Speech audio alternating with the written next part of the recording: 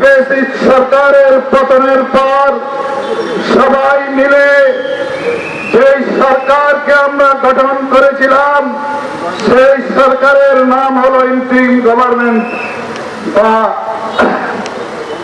অন্তর্বর্তীকালীন সরকার। এই সরকারের কাছে আমাদের অনেক আশা ছিল, অনেক দাবি ছিল। জনগণের আশা আকাঙ্ক্ষাকে লালন করে এই সরকার তড়িৎ গতিতে একটি অবাধ, সুষ্ঠু, নিরপেক্ষ নির্বাচন প্রদান করবেন।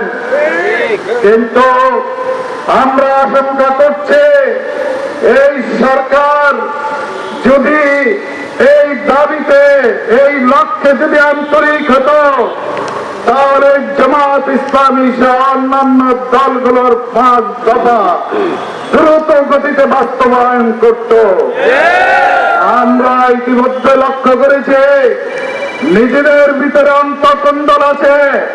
এই ইন্টারিম গভর্নমেন্টের ভিতরে যারা উপদেষ্টা তাদের কিছু কিছু লোকের ভিতরে আমরা সমস্যা পরিলক্ষিত দেখতেছি। সুতরাং আপনারা নিজেরা সংশোধন হয়ে যত তাড়াতাড়ি সম্ভব জনগণের এই আন্তরিক 5 দফা দাবি আপনারা মেনে নিন। যদি 5 দফা দাবি যদি আপনারা মেনে না নেন, এই স্বৈরাচার এবং স্বৈরাচারের দোষর 14 দলকে যদি আপনারা